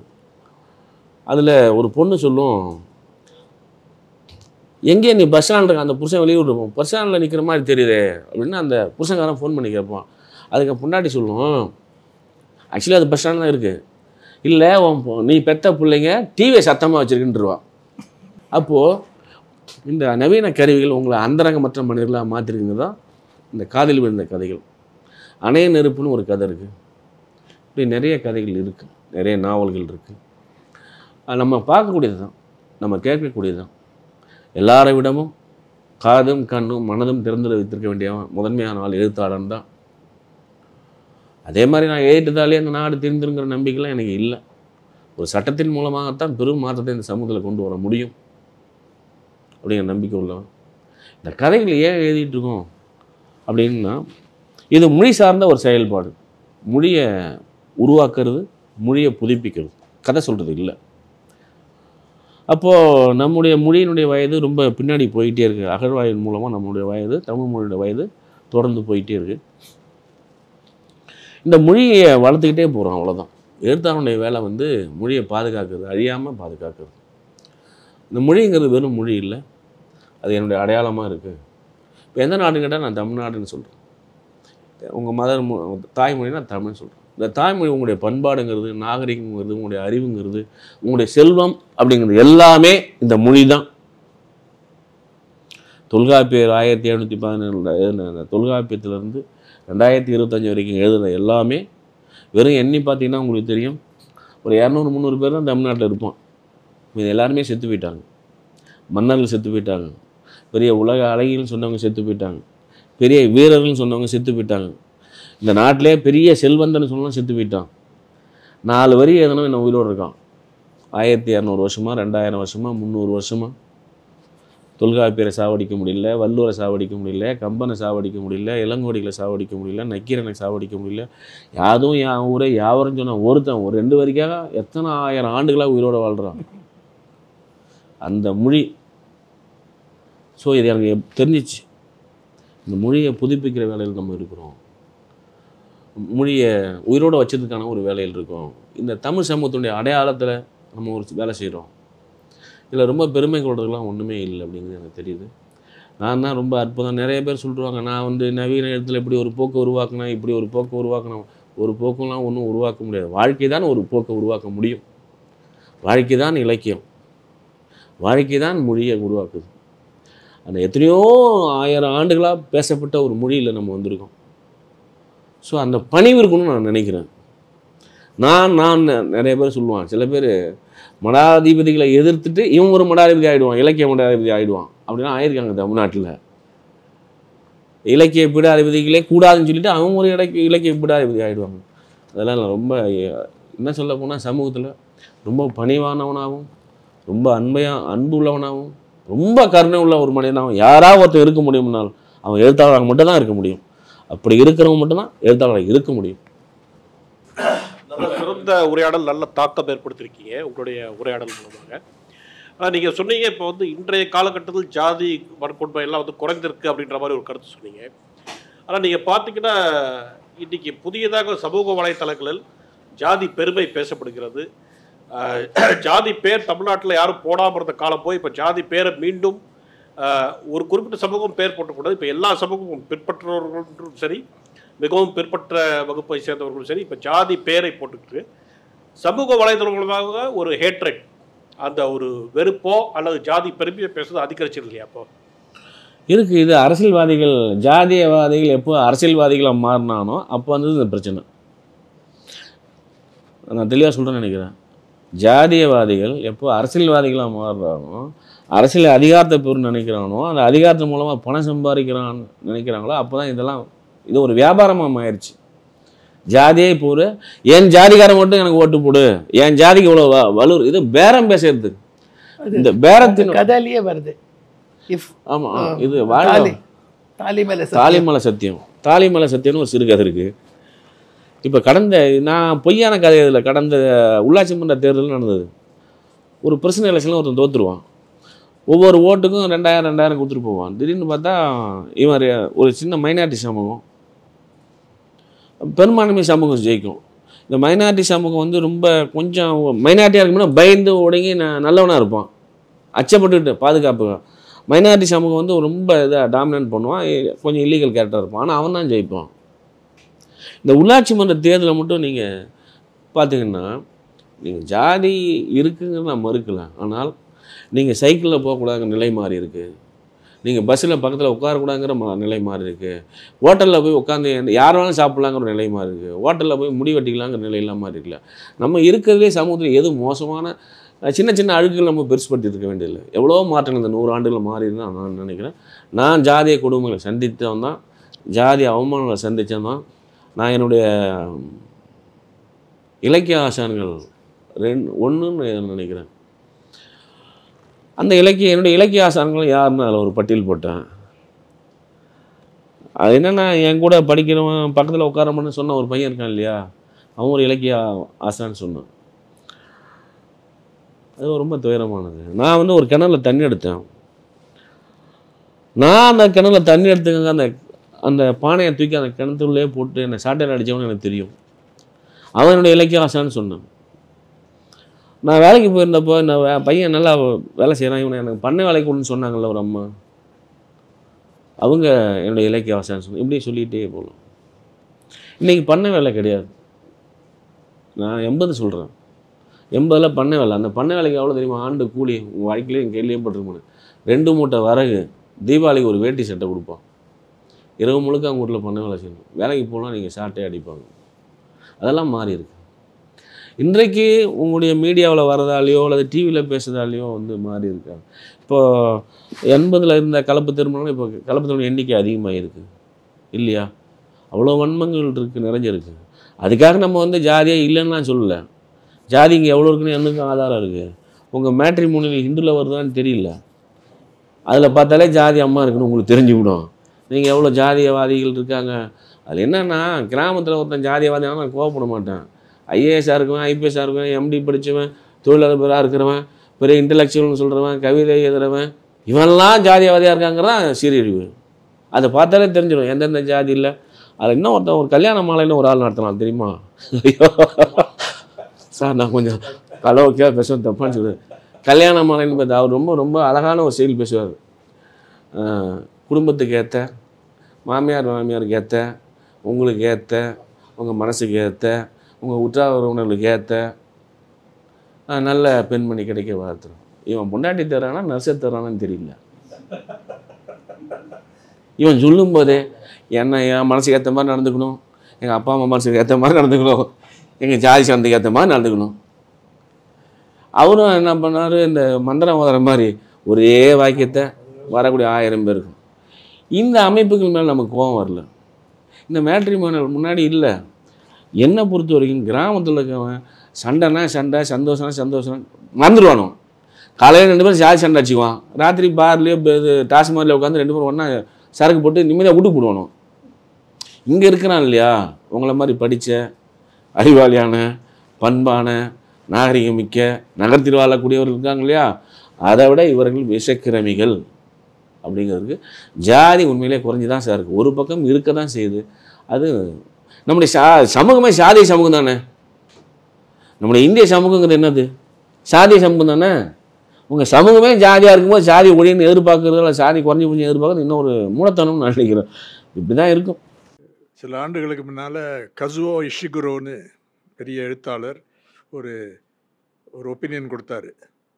அதாவது இன்றைக்கி இருக்கக்கூடிய பல எழுத்தாளர்கள், கிரியேட்டிவ் ரைட்டர்ஸ் தங்களையே சென்சர் பண்ணிக்கிறாங்க. ஏன்னா வெளியில் இப்போ சோஷியல் மீடியா இருக்குது, என்னென்ன சொல்கிறப்போ அந்த அந்த பயம்னு கூட சொல்ல முடியாது, அந்த கவலைனால் சில விஷயங்களை பற்றி எழுதுறதே இல்லை. அது வந்து இங்கே இருக்கா? அதாவது பல எழுத்தாளர்கள் மத்தியில் அந்த மாதிரி ஒரு கவலையோ பயமோ இருக்கா? உங்களுக்கு சில பாத்திரங்கள் கேரக்டர்ஸ் தோன்றும் பொழுது எழுதுன்னு சொல்லும்போது இது வானான்னு ஒரு அந்த ரெட் லைன் இருக்கா சில ஏதாவது சப்ஜெக்டில்? இல்லை, எனக்கு இல்லை சார். நான் மோடியே கேரக்டராக எழுதினவன், மோடியே கதாபாத்திரமாக வச்சு எழுதினவன். நான் ஜெயலலிதாவே கதாபாத்திரமாக இருக்காங்க, கலைஞர் கதாபாத்திரமாக இருக்கார். ஏன் இன்னைக்கு இருக்கிற உதயநிதியே கதாபாத்திரமாக இருக்குது. ஜெயலலிதா வந்து கலைஞரையும் கலைஞர் குடும்பத்தை எவ்வளோ சங்கையாக திட்டுவாங்கன்னு உங்களுக்கு தெரியும். அது பூரா வாழ்க்கைகள் இருக்குது. இப்போ நரேந்திர மோடி இப்போ உப்பு வண்டிக்காரன் நம்ம சொன்னாங்க இல்லையா, மோடி தான் அதில் கிண்டல் அடிச்சு எழுதியிருக்கோம்.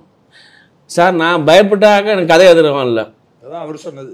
அவர் பயப்படுவார், நான் பயப்படுறேன். இல்லை, அவருக்கு பயம் இல்லை. பயம் எனக்கு இல்லை சார். மற்ற எழுத்தான் இருக்கிறேன். நான் எந்த இதை பற்றி கவலைப்படுறதில்லை. நான் கட்சிக்காரன்னு ஒரு கதை இருக்கேன், நம்பாளுன்னு ஒரு கதை இருக்கேன். கட்சிக்குள்ளேயே கட்சி எப்படி காலி பண்ணுறானுங்கிறத கட்சிக்காரனே இருக்கேன். நம்பாளுங்கிற பேரில் இந்த கட்சிக்குள்ளார எப்படி ஜாதி செயல்படுன்னு எழுதியிருக்கேன். பத்திரிகைக்காரங்க எவ்வளோ மோசமாக இருக்கான், ஜேர்னலிஸ்ட்டு உங்களுக்கு தப்பாக நிற்கணும், சின்ன சின்ன பத்திரிகைக்காரன் எவ்வளோ அன்னன்னைக்கு காசு கொடுத்தா தான் நியூஸ் போடுறாங்கிற பிழைப்புன்னு ஒரு கதை இருக்கேன். ப்ரெஸ் கான்ஃபரன்ஸ்லேயே கவர் வாங்க. நீங்கள் மந்திரிகள் வந்து அசம்பிளியில் பட்ஜெட் படிக்கிற அன்றைக்கி எவ்வளோ ட்ரான்ஸ்ஃபர் ஆகுதுன்னு எனக்கு தான் தெரியும்.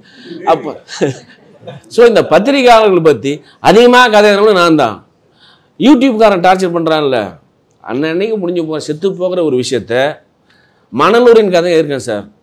இந்த டாக் ஷோன் பண்ணுறான்ல, சொல்வதெல்லாம் உண்மை இருக்கு இல்லையா, சொல்வதெல்லாம் உண்மையில 100 தலைப்பு வச்சுருக்கான். அந்த தலைப்புக்காரன் போய் கிராமப்புறங்களை ஷூட் எடுத்தால் என்ன பண்ணுவானுங்க அப்படின்னு ஒரு கதை இருக்குது. நான் நெஞ்செருப்பு நாவலில் இந்த டிவிக்காரன் முடிஞ்சு போகிற ஒரு விஷயத்த வாழ்நாளே அழியாத ரெக்கார்டாக மாற்றிட்டு இருக்கான் சார். ஒரு சின்ன விஷயம் இன்றைக்கி மறந்துவிடும், அதை நீங்கள் அதை போட்டு காட்டி அதை போடலைன்னா இன்றைக்கி அந்த இந்தியாவே அப்படி அழிஞ்சு போகிற மாதிரியும் அதை காட்டுறான்.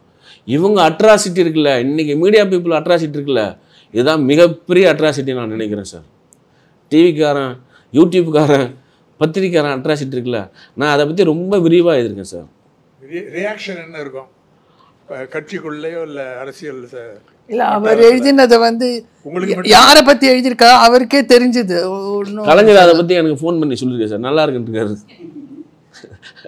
கட்சிக்காரன் கதையை படித்து நல்லா இருக்குன்னு சொன்னார். நான் வந்து பொய் பேசல, இல்லாத இதில் நிறைய அரசியல் என்னுடைய கதைகளில் பெரும்பகுதி அரசியல் இருக்கும். அரசியல் எல்லா கதைகளிலும் இருக்குது. வாழ்க முழுக்க ஜெயலலிதா பிரச்சாரத்துக்கு வந்தபோது தருமபுரியிலையும் விருத்தாச்சலம் செத்து போனவங்களை பற்றி தான். அதில் ஒன்றும் மாறுபட்ட கருத்துலாம் இல்லை. இப்போ நீங்கள் அண்மையில் அமித்ஷா பம்பாய் வந்தபோது இறந்துட்டார், உங்களுக்கு எல்லாமே அப்டேட்டாக தெரியும்.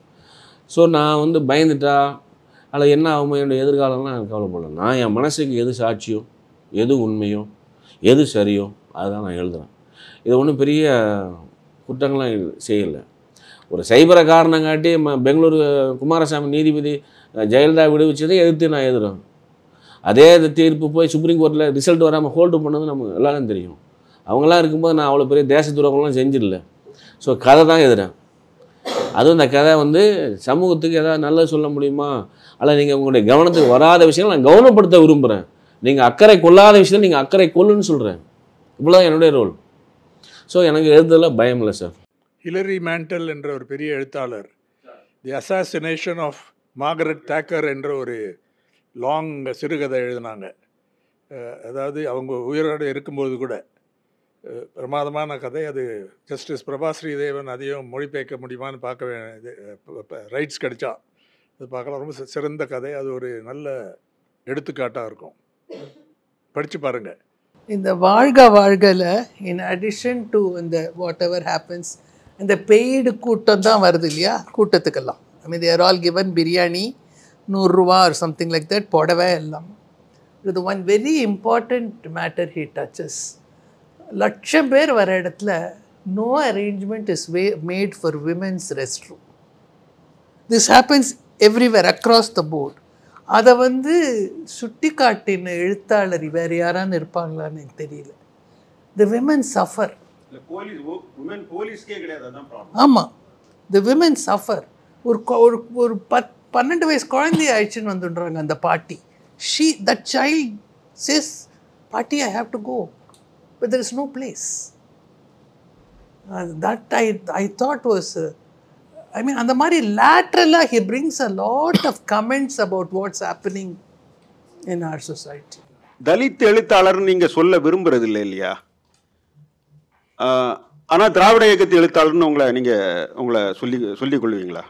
ஆமாம் ஆமாம். ஆனால் எனக்கு ஒரு கேள்வி என்னன்னா, நீங்கள் திராவிட இயக்கத்து எழுத்தாளர்னு சொன்னாலும் உங்களை கொண்டாடியது வந்து தமிழ்நாட்டு முழுக்க முழுக்க தமிழ்நாடு முற்போக்கு எழுத்தாளர் சங்கமும் இடதுசாரிகள் தான். இருக்கட்டும். ஏன் திராவிட இயக்கம் உங்களை வந்து உங்களுக்கு உங்களுடைய எழுத்துக்களை, கட்சி ரீதியாக சொல்லலை, உங்களுடைய எழுத்துக்களை திராவிட இயக்கம் உங்களுக்கு கொடுக்க வேண்டிய மரியாதை கொடுக்கவில்லைன்னு நான் நினைக்கிறேன். நீங்கள் என்ன நினைக்கிறீங்க? நம்ம இது என்ன கொடுக்க வேண்டிய அவசியம் இல்லை, நான் அவங்ககிட்ட கேட்கவும் இல்லை. முதல் விஷயம், ஏன் நான் அந்த அடையாளத்தோடு இருக்கேன்னா, இந்த வரலாற்றில் சங்க இலக்கியம் கிமு 300-200 பின்னாடி அப்போ தான் எல்லாரும் படிச்சிருந்தாங்க. சங்கம் அறிவு காலத்தில் ஒரு பறைய சமூகத்தை சேர்ந்த திருவள்ளுவருக்கும் கல்வி கிடைச்சிருக்கு. அதன் பின்னாடி இத்தனை ஆண்டுகளுக்கு பின்னாடி நீதி கட்சி வந்து தான் எல்லாரும் படிக்கணும்னு சொல்கிறோம். திருவள்ளுவருக்கு பின்னாடி எத்தனை நூற்றாண்டுகள்? கிபி 100-200. அப்போ அதிலிருந்து கிட்டத்தட்ட 1800-1700 ஆண்டுகள் படிக்கவே கூடாதுன்னு சொன்ன இந்த சமூகத்தில் ஒருத்தன் வந்து படின்னு சொல்கிறான். அவனுக்கு நன்றி விசுவாசத்தை நீங்கள் எப்படி காட்டுவீங்க? நான் வந்து இந்த கோயில், தஞ்சாவூர் கோயில் தமிழ்நாட்டினுடைய பெருமை என்னுடைய பெருமை இல்லை, அது என்னை அவமானப்படுத்த ஒரு சின்னம் நான் சொல்லியிருக்கேன்.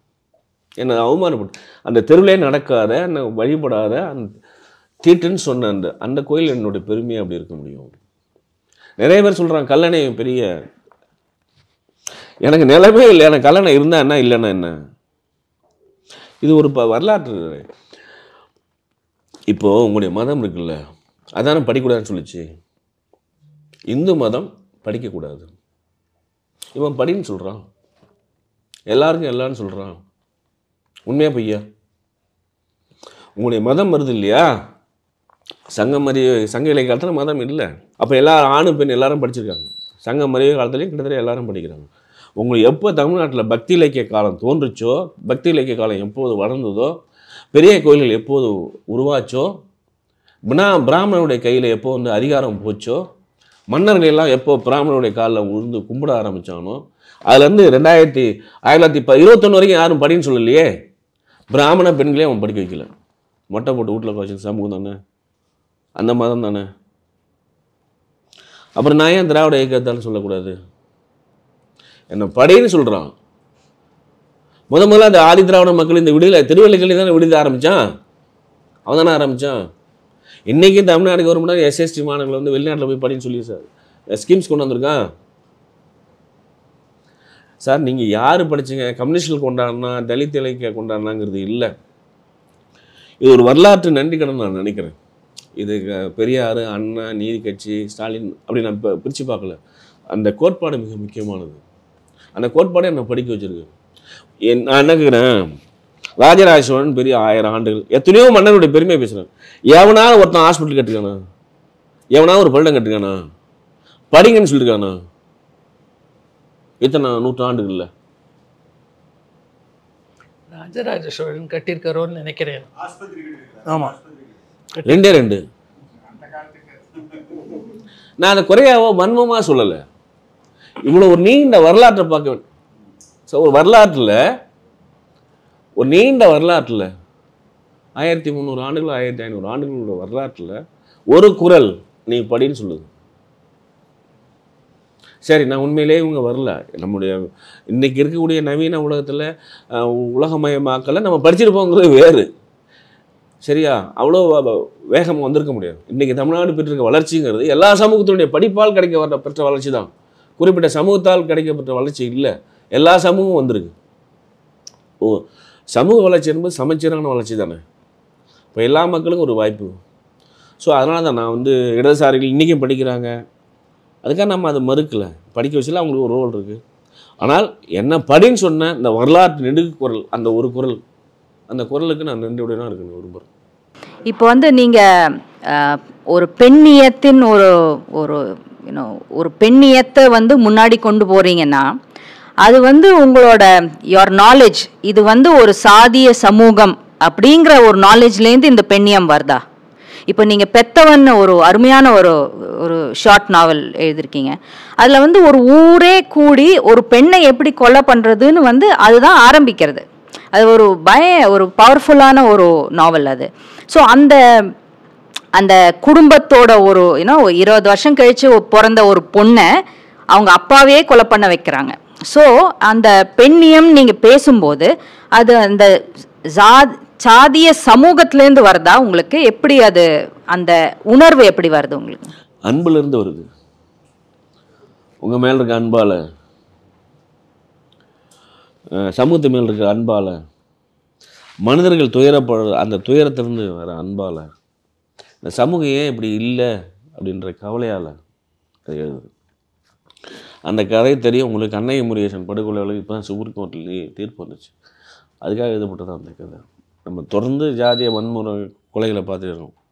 எனக்கு புரியாதது என்னென்னா, இந்த குழந்தைகளை இவ்வளோ நேசித்து வளர்த்து ஒவ்வொரு நூலாக வளர்த்து வளர்ந்து குழந்தைய கொள்றதுக்கு ஒரு மனசு வரும்ல, அப்படி வருவதுக்கு எது காரணமான உங்களுடைய ஜாதி தான். இன்றைக்கி நீங்கள் வந்து தென்பகுதியில் போனீங்கன்னா எல்லா பள்ளி கல்லூரி மாணவர்களே ஜாதி கயிறுகள், அடையாள கயிறுகள் இருக்குது. இங்கே நம்ம உங்களை பார்க்குறதே வந்து ஜாதிய கண்ணோட தான் பார்க்குறேன். நீங்கள் ரிப்போர்ட்டராக பார்க்கல, ஜேர்னலிஸ்டாக பார்க்கல. நீங்கள் என்ன பார்க்கும்போது நீங்கள் எவ்வளோ பெரிய வன்முறைவாதிகள் எனக்கும் தெரியும். என்னை பார்க்க வர, கேள்வி கேட்க வர டிவிக்காரன், பத்திரிக்காரன், ஜேர்னலிஸ்ட்டு, விமர்சனம் எல்லாரும் என்ன கேட்குறான், தமிழ்நாட்டிலே ஒரு மிக முக்கியமான தலித் எழுத்தாளருங்கிறான் ஆரம்பிக்கும் போதே. அவன் ஜாதிவாதியா இல்லையா? நான் ஒரு தமிழ் மொழி எழுத்தாளர்னு நான் 40 வருஷமாக கூவுறேன். ஒரு ஜேர்னலிஸ்ட், ஒரு யூடியூப்காரன், ஒரு பத்திரிக்காரர் இல்லை, எங்கள் இலக்கியவாதிகள், தூய இலக்கியவாதிகள்னு சொல்கிறவங்க கூட ஆரம்பிக்குமே முதல் வார்த்தையே அல்லது ஒரு ஸ்டேஜில் அறிமுகப்படுத்தும் போதே இவர் தலித் எழுத்தாளர். உதாரணத்துக்காக சொன்னேன் சார், மன்னிச்சிங்க. இல்லை, இங்கே நம்ம அந்த சூழலில் வளர்க்கப்பட்டிருக்கோம். இது வந்து ஒரு நாள் ஏற்பட்ட அழுக்கு இல்லை, பல நூறு ஆண்டுகள் அழுக்கு.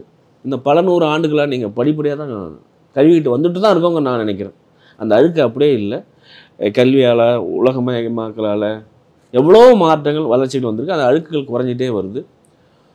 ஸோ அடிப்படை இந்த கதைகள் எழுதுறதுக்கு அன்பு தான் அடிப்படையாக இருக்குது. அன்பு இல்லாத எனக்கு எப்படி கதை எழுத வரும்? அன்பு தான். அண்ட் ரெண்டு பேரும் என்ஜாய் பண்ணோம்ல இந்த கான்வர்சேஷனை. ரொம்ப ஒரே ஒரு வார்த்தை சொல்லிடலாம். நீங்கள் தைரியம், நான் டிரான்ஸ்லேட்டர் தான், நீங்கள் தான் ரைட்டர். இல்லை, நிறைய எழுத்தாளர் வந்து நினைவிலிருந்து எழுதுவாங்க. பெரும்பான்மையான தமிழ் எழுத்தாளர் நினைவிலிருந்து எழுதுவாங்க. அதுக்கு உதாரணம் வந்து கீரா. அவர் வந்து பாண்டிச்சேரியில் ஒரு 40 ஆண்டுகளுக்கு மேலே இருக்கார். பாண்டிச்சேரி பற்றி அவர் ஒரு கதை கூட எழுதலை. நான் வேறு விதமான ஒரு எழுத்தாளர். என் கண் முன்னாடி என்ன நடந்திருக்கோ அதை எழுதுகிறாள். கோவேறு கதைகள் ஒரு புதுரை ஒன்றா சமூகத்தை சேர்ந்த ஒரு நாவல். அதுக்கு அடுத்ததாக வந்த ஆறுமுகம் பாண்டிச்சேரியில் பாலியல் தொழிலில் ஈடுபட்டிருக்க பெண்களை பற்றின ஒரு நாவல். அது குறிப்பாக வந்து ஆறாவிலுக்கு எதிரான ஒரு நாவல். ஆறாவில் வந்து பணக்கு ஒழுப்படுத்தவங்க வந்து ஓய்வு எடுக்கிற அல்லது தியானம் செய்கிற ஒரு இடம். விவசாயிகளுடைய நிலத்தை பிடிங்கி எடுத்துகிட்டு நீ தியான மண்டபம் கட்டுறது வந்து சமூக குற்றங்கிறது என்னுடைய தனிப்பட்டது. அதுக்காக எழுதப்பட்டு தான் ஆறுமுகம். அதே மாதிரி செடல், நம்ம எல்லோரும் வந்து இசைவாளர்கள் தான் புட்டு கட்டியிருப்பாங்கன்னு சொன்னீங்க. அது இல்லை, வேறு ஒரு சமூகம், பறையர் சமூகத்துக்கும் கீழான சமூகத்தில் புட்டு கட்டி விடப்பட்ட ஒரு பெண்ணினுடைய கதை தான் இது அப்படின்னு சொல்லிட்டு எழுதப்பட்டது. அப்புறம் வந்து என் கதை, இந்த முரண்பட்ட காதல் அப்படிங்கிறது. அதுக்கடுத்து வாழ்க வாழ்க அரசியல். இங்கே தமிழ்நாட்டில் எழுத்தாளர் எல்லாமே அரசியல் கதைனால எனக்கும் அரசியலுக்கு சம்மந்தமே இல்லைங்க. பேசுகிறதே ஒரு அரசியல், எழுதுறதே ஒரு அரசியல், எல்லாத்துலேயும் அரசியல் இருக்குது. உணவும் ஒரு அரசியல், எல்லாத்துலேயும் அரசியல் இருக்குது. இவங்க தூய இலக்கியவாதிகள் சொல்கிறாங்க, அது இல்லை, நான் முழுக்க அரசியலில் தான் எழுதுகிறேன்.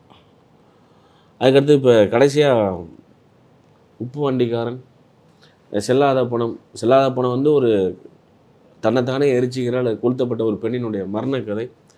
இந்த கிட்னி ஃபெயிலியரை பற்றின இந்த கதை தான் வந்து இப்போது உயிரோடு இருக்கிறேன். நெஞ்சறுப்புன்னு கடைசியாக ஒரு நாவல். இப்போ உங்களுக்கு எல்லாருக்குமே இந்த வீடியோ காலில் பேசி அல்லது மெசேஜ் பண்ணி மாட்டிக்கிறாங்க இல்லையா, காதல் இந்த கருவி வந்து நம்முடைய குடும்ப வாழ்க்கையில் எவ்வளோ துன்புறுத்தலை உண்டாக்குது. இப்போ திட்டுக்காதெல்லாம் பண்ண முடியாது. நீங்கள் என்ன ஃபோன் பண்ணீங்க, யாருக்கு ஃபோன் பேசுனீங்கிறது வந்து எல்லாருக்கும் தெரிஞ்சு போகுது. என்ன திறந்து இப்போ பேசுகிறீங்கிறது இப்போ எல்லாமே ரெக்கார்ட் ஆகிடுது. அப்போ இடையில் 2 பேர் ஆணும் பெண்ணும் ஏதாவது தப்பு பண்ணி கல்யாணம் ஆனவங்க மாட்டிக்கிட்டாங்கன்னா அவங்களுக்கு என்ன நிலவரம் வரும் அப்படிங்கிறது அந்த நெஞ்சறுப்பு. நான் ரொம்ப கரண்ட்டில் இருக்கேன், ஒரு ரைட்டர் கரண்ட்டில் இருக்கிறது மிக முக்கியம்னு நினைக்கிறேன். அன்றாடம் வரக்கூடிய செய்திகளுக்கு முகம் கொடுக்கணும். இந்த சமூகம் எப்படி மாறிக்கிட்டே இருக்கணும், ஒரு ரைட்டர் வந்து அதை பதிவு பண்ணிகிட்டே இருக்கணும் நான் நினைக்கிறேன். He has written a short story about which is also a current problem. This a middle class educated man, lost his wife, both children are abroad, and he is in one senior citizen facility. He dies, and there is nobody to whom the... So, and the kada per pinathukku sondakari. The attendant has to finally say, Sari, Nada, I have to take, because the children are very busy. They are not ready to come back. This is something that we are seeing all around us. So, and that is about an upper class person, not about... So, he is writing about what lovelessness results in. It may be caste, it may be class, it may be anything. And Pinathukku Sondakari enna romba disturb pannithu. I mean, it's not translated, but illa, has it been translated? Innum pannala. Thank you all very much. It was a literary experience for me.